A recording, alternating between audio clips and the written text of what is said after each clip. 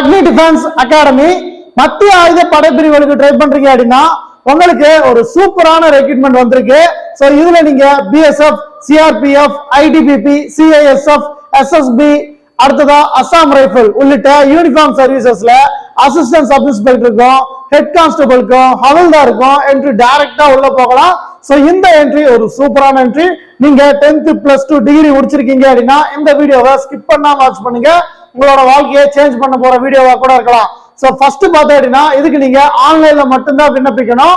ஆன்லைன்ல recruitment.bsf.government.in website. ஏன் இந்த பிஎஸ்எஃப் வெப்சைட்ல அப்ளை பண்ண சொல்லிருக்காங்க அப்படின்னா இனி வரக்கூடிய மத்திய ஆயுத படைப்பிரிவுகளுக்கான ஒன்றாக கம்பைனாக சேர்க்கப்பட்ட ரெக்ரூட்மெண்ட் எல்லாமே பார்த்தோம்னா பிஎஸ்எஃப் ஹெட் தான் நடத்தும். சோ இந்த ரெக்ரூட்மெண்ட் போர்டோட ஹெட் பார்த்தா அப்படின்னா பிஎஸ்எஃப் மட்டும்தான். சோ இந்த பிஎஸ்எஃப்ல இருந்து தான் இனி அடுத்தடுத்த செலக்ஷன் நோட்டிபிகேஷன் உங்களுக்கு ரிலீஸ் ஆக போகுது. சோ ஃபர்ஸ்ட் பார்த்தா அப்படின்னா அசிஸ்டன்ட் சப் இன்ஸ்பெக்டர். இந்த அசிஸ்டன்ட் சப் இன்ஸ்பெக்டர் வேக்கண்ட்க்கு ஆட்களை தேர்வு பண்ண போறாங்க. சோ இதுல பார்த்தா அப்படின்னா ஸ்டெனோகிராஃபர் கிரேடும் இருக்கு. சோ இதுல வந்து பார்த்தா அப்படின்னா நீங்க உங்களுக்கான கல்வி தகுதி என்னென்ன இருக்கு அப்படின்றத அடுத்தடுத்து நான் சொல்லிடுறேன். அடுத்ததா பார்த்தா அப்படின்னா ஹெட் கான்ஸ்டபிள் மினிஸ்ட்ரியல். சோ இதுக்கு ஆட்களை தேர்வு பண்ண போறாங்க. சோ இதை தவிர்த்து வாரண்ட் ஆபீசர் அண்ட் ஹவல்தார் இந்த ட்ரேடுக்கு பார்த்தா அப்படின்னா ஆட்களை தேர்வு பண்ண போறாங்க. சரிங்களா? சோ இதுக்கான ஆன்லைன் அப்ளிகேஷன் ஆல்ரெடி சொல்லிட்டேன்.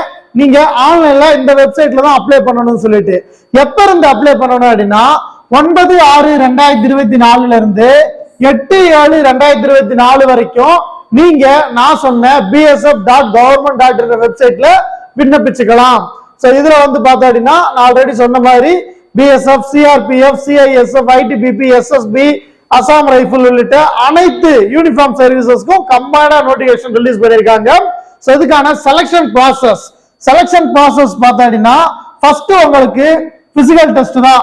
சோ ஃபர்ஸ்ட் பிசிக்கல்ல பார்த்தா அப்படின்னா பிஎஸ்டி பிசிக்கல் ஸ்டாண்டர்ட்ஸ் மெஷர்மென்ட் இருக்கு. சோ அதுக்கப்புறம் பார்த்தா அப்படின்னா பிசிக்கல் எஃபிஷியன்சி பிஇடி இருக்கு. சோ இந்த பிசிக்கலை முடிச்சவங்க அதுல பாஸ் பண்ணவங்க ஒரு மெரிட் லிஸ்ட் வரும்.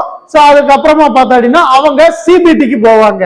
CBT means computer based test. So இதுல குவாலிஃபைடு ஆகிற கேண்டிடேட் மெரிட் லிஸ்ட்ல அதுக்கு அடுத்த ஸ்டேஜ்க்கு நேம் வர்ற கேண்டிடேட்ஸ் பார்த்தா அப்படின்னா ஸ்கில் டெஸ்ட்க்கு அழைக்கப்படுவாங்க. சோ அதுலயே நீங்க குவாலிஃபைடு ஆயிட்டீங்க அப்படின்னா உங்களுக்கு டாக்குமெண்டேஷன் அண்ட் மெடிக்கல் டெஸ்ட் கம்பைனா நடக்கும்.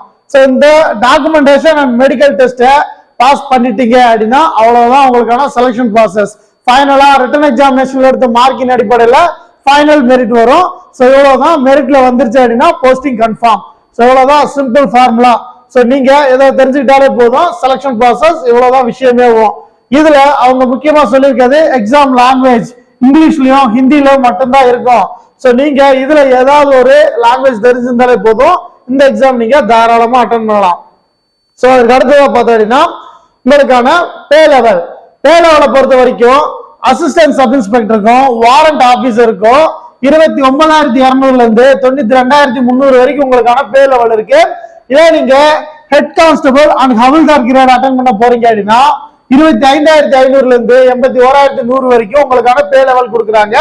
சோ அதுக்கு அடுத்ததா வேகன்சிஸ் டீடைலை பத்தி பாத்துறலாம். சோ ஃபர்ஸ்ட் வந்து பார்த்தா அப்படின்னா அசிஸ்டன்ட் சப் இன்ஸ்பெக்டர் ஏஎஸ்ஐக்கு எவ்வளவு வேகன்சி இருக்குன்னு பாருங்க.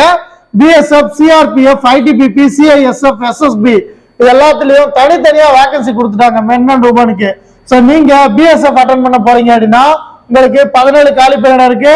சிஆர்பி அப்படின்னா 21 காலி பணியிடம் இருக்கு. ஐடிபிபி அப்படின்னா 56 காலி பணியிடம் இருக்கு. சிஐஎஸ்எஃப் அப்படின்னா 146 காலி பணியிடங்கள் இருக்கு. எஸ்எஸ்பி அப்படின்னா 3 காலி பணியிடங்கள் இருக்கு. சோ இதுல உங்களுக்கு தேவையானது ஒரே ஒரு காலி பணியிடம் தான். சோ நீங்க தகுதி பெறதுக்கு. சோ அடுத்ததா பார்த்தா அப்படின்னா ஹெட் கான்ஸ்டபிள் மினிஸ்ட்ரியலுக்கும் ஹவல்தார் கிளர்க்குக்குமான வேகன்சி டேபிள். சோ இதுல பிஎஸ்எஃப்க்கு பார்த்தா அப்படின்னா 302 வேகன்ட் கொடுத்திருக்காங்க. சிஆர்பிஎஃப்க்கு 282 வேகன்சி கொடுத்திருக்காங்க. ஐடிபிபிக்கு 163 வேகன்சி கொடுத்திருக்காங்க. சிஐஎஸ்எஃப்க்கு 496 லிஸ்ட்லயே அதிகமா இதுதான் இருக்கு 496 கொடுத்திருக்காங்க. எஸ்எஸ்பிக்கு 5 காலி பணியிடங்கள். அசாம் ரைபிள்ஸ்க்கு 35 காலி பணியிடங்கள் கொடுத்திருக்காங்க. சோ இதுதான் உங்களுக்கான வேகன்சி டீடைல். சோ டோட்டலா இந்த வேகன்சி டீடைலுக்கான ரிசர்வேஷன்ஸ் எல்லாமே கொடுத்துட்டாங்க. சோ உங்களுக்கான ஏஜ் கட் ஆஃப் எவ்வளவு கொடுக்குறாங்க அப்படின்னா குறைந்தபட்சம் 18 வயசு கம்ப்ளீட் ஆயிருக்கணும். உங்களுக்கு 18 வயசு கம்ப்ளீட் ஆகிருச்சு அப்படின்னா நீங்க இந்த செலக்ஷன் அட்டன் பண்ணலாம். அதிகபட்சம் அன்ரிசர்வ்டு கேண்டிடேட்க்கு 25 வயசு வரைக்கும் கொடுக்குறாங்க. நீங்க ஓபிசி கேண்டிடேட்டா இருக்கீங்க அப்படின்னா உங்களுக்கு 3 இயர்ஸ் ஏஜ் ரிலாக்சேஷன் இருக்கு. அதாவது 28 வயசு வரைக்கும் நீங்க அப்ளை பண்ணிக்கலாம்.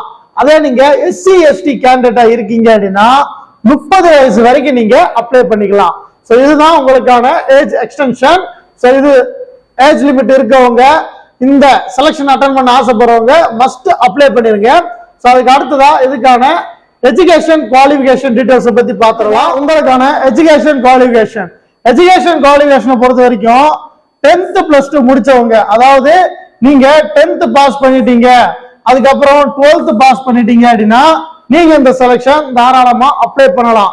சோ 10th + 2 முடிச்சவங்க இந்த செலக்ஷனை மறந்துடாம அப்ளை பண்ணுங்க. உங்களுக்கு நல்ல ஒரு செலக்ஷன். அவங்க சொன்ன மாதிரி recruitment.bsf.government. என்ற வெப்சைட்ல நீங்க ஆன்லைன்ல அப்ளை பண்ணிக்கலாம். சோ லாஸ்ட் டேட் பார்த்தா அப்படின்னா 8/7/2024 இதுக்குள்ள அப்ளை பண்ணிக்கணும். சோ நான் சொன்ன எஜுகேஷன் குவாலிஃபிகேஷன் ஏஜ் லிமிட் இருந்துச்சு அப்படின்னா தகுதியான நபர் மறந்துடாம அப்ளை பண்ணிக்கோங்க. உங்களுக்கான ஹைட் எவ்வளவு இருக்கணும் அப்படின்றதையும் பார்த்துக்கலாம். எஜுகேஷனுக்கு அடுத்து மெயினா பார்க்கக்கூடிய ஒரு விஷயம் அப்படின்னா பிசிக்கல் ஸ்டாண்டர்ட்ஸ்ல உங்களுக்கு ஹைட் எல்லா கேண்டிடேட்ஸ்க்கும் மினிமம் 165 சென்டிமீட்டர் இருக்கணும். நீங்க செஸ்ட் பார்த்தா அப்படின்னா மினிமம் 77 இருக்கணும். 5 சென்டிமீட்டர் எக்ஸ்பெண்ட் பண்ண தெரிஞ்சிருக்கணும். இதே நீங்க எஸ்டி கேண்டிடேட்டா இருந்தீங்க அப்படின்னா 160.5 சென்டிமீட்டர் இருந்தா போதும். சோ நீங்க அப்ளை பண்ணலாம். சாரி 162.5 சென்டிமீட்டர் இருந்தா நீங்க எஸ்டி கேண்டிடேட்ஸ் விண்ணப்பிக்கலாம். சோ இவ்வளவுதான் உங்களுக்கான physical standards. Physical efficiency test பொறுத்த வரைக்கும் 1.6 கிலோமீட்டர் ரேஸ் 6 minutes 30 seconds குள்ள கம்ப்ளீட் பண்ணணும்.